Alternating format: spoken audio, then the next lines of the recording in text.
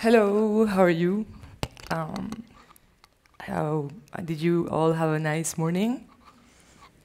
I hope so, because it's very early, and I'm very proud of all of you for being here. So on a Saturday morning, and I also hope that your crypto wallets, if you all have one, is very happy about the merge. So thank you so much for having me. I am going to tell you a little bit of a story. It's the story of a little girl that her name is Patricia Gloum, and it's a little girl that when she was a kid, she used to always disguise herself and find different types of ways of living and always imagining different lives. And growing up, she she knew that she wanted to be in art, and she decided she wanted to go into design because she thought that that would be a good way for her to create a way of living. And out of design and studying that, she went on to agency life. And the agency life was actually a life that was very structured. And she didn't feel and felt that she would fit into that type of life because it was very hierarchical.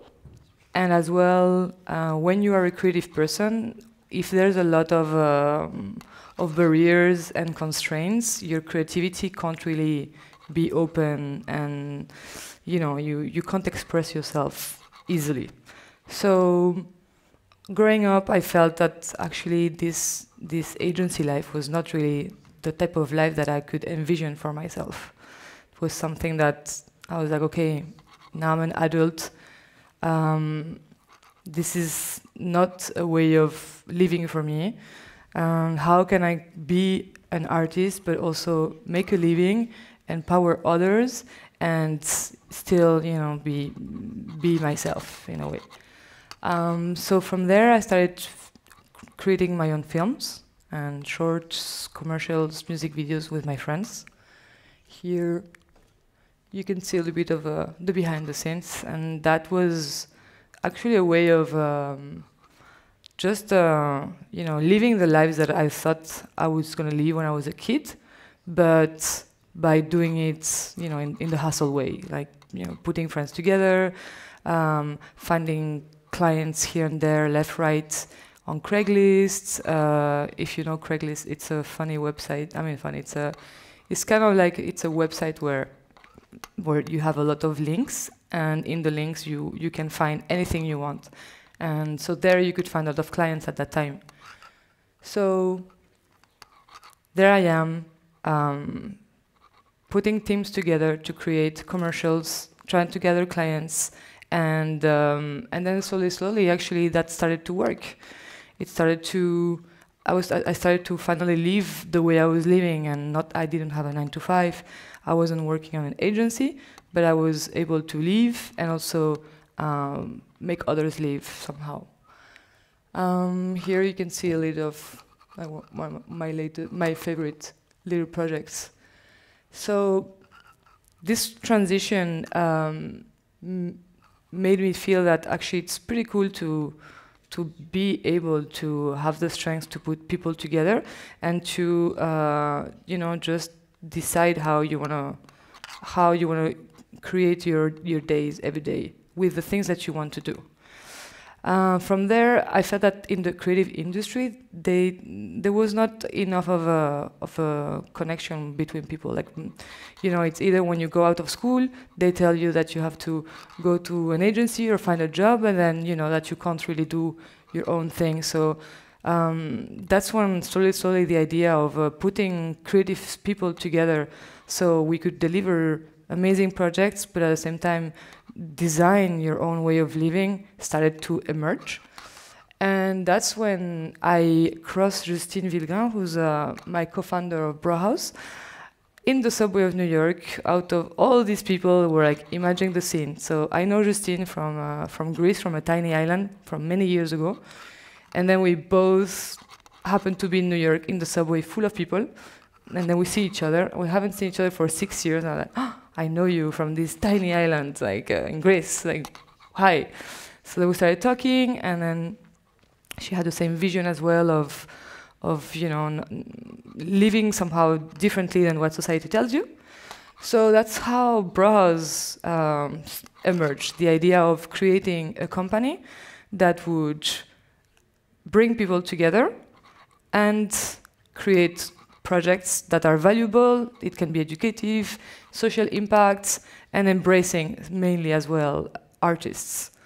So how we started Bras, we started creating exhibitions and organizing parties or events, as well as featuring those artists on Instagram. So we would find the artists on the internet, talk to them, and put them up. Here, I'm going to show you a little bit one of our first little events, because it's actually pretty funny to see the beginnings. Well, before that, those are the artists that, like, back 2018, 19, we would see. I encourage you to make a picture and see their work. This is Ines Alpha, an amazing makeup filter. She's one of the first ones. Yugezu, Frank Guzone, Bruno Canales, Danae Gosset. She's French. She's in Paris. If you want to meet her, she lives in Saint Paul. You can go and knock at her door. And yeah, so those are one of, like, the first designs that we would, empower those artists and then expose them around New York City, because we were both at that time in New York. So this was like one of our first events in New York, in Broadway, on the basement. I was like putting everyone together, like dancers, musicians, painters. And we even had a sponsor. We had Bumble as sponsor. Like, they gave us, I don't know if you know, Bumble is like Raya or Tinder. They gave us t-shirts, caps, advertising. It was pretty raw.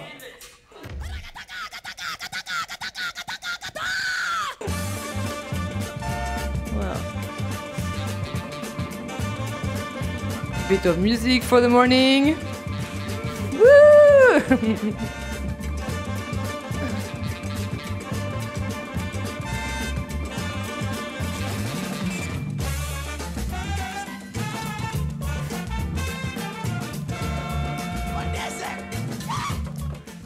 Voilà. Another little slide. Ouais.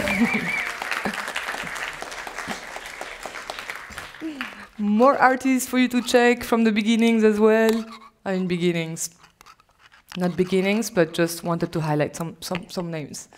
Here on the left as well, you can see more of exhibitions that we have done. On the top one is actually where we met Sofia Garcia. I don't know if you're here, but that's where we met her in CADAF in Miami, on the first digital art fair. We were showcasing 3 digital artists, Dirk Coy, Renato Elbank, and Marco Moi.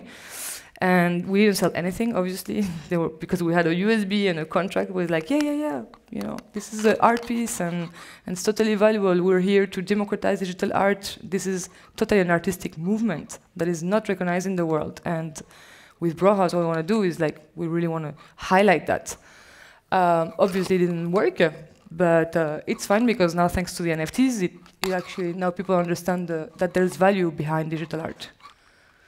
This as well was a cool one. We did like immersive forests, and this was more like an activist movement, more social impact, because every ticket sold would plant a tree on the forest. So we created a digital forest. And so that was back in 2019. 2021 we as well did some events, and then 2022. This is one of our biggest events, and a little bit of a dream come true, because we were able to project on the UNESCO World Heritage Monument in Iraq, in Erbil, and to showcase those artists in a city that is completely unfamiliar with art or digital art. And this is actually something that we definitely want to empower at Bro, is the idea that out of big buildings and big places, you can really enjoy digital art instead of just advertising screens, and beautify our cities, as well as to showcase digital artists into places that people don't have access to. And to finish my presentation, I wanted to highlight one of my really good friend artists. His name is Kind. Actually, we never met, so it's an internet friend. That's his Instagram if you want to check. And I want to highlight Kind because it's a digital artist that has majored in oil painting back in 2000. And he didn't like how it's not that he didn't like, it's just that he felt the art industry wasn't understanding what he was doing. And he didn't want his passion to become his way of livelihood. So he went on and studied design and coding. Now he works in a corporate world, but every night he goes and he creates paintings with his coding. This is the latest project he has done and then we have developed together. These are all coded dancers, and he uses open frameworks in order to imitate the stroke of a painting.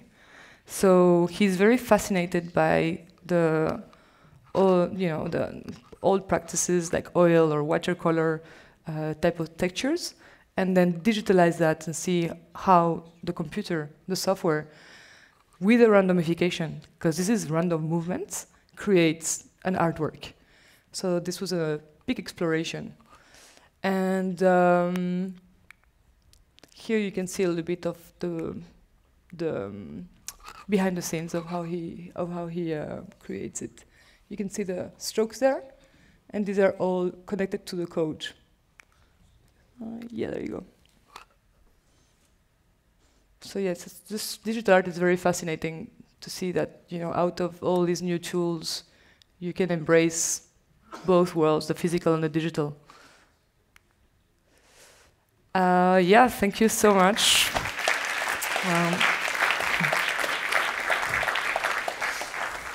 And to conclude, it's a full circle of life of how actually, if you can really just design your way of living if you have your own way, and that you can just create your own reality. So very happy to see that actually with Brohouse we are able to empower artists and be able to create something that out of a company or out of a connection between a lot of people, we can embrace more people. So yeah, thank you so much for your time.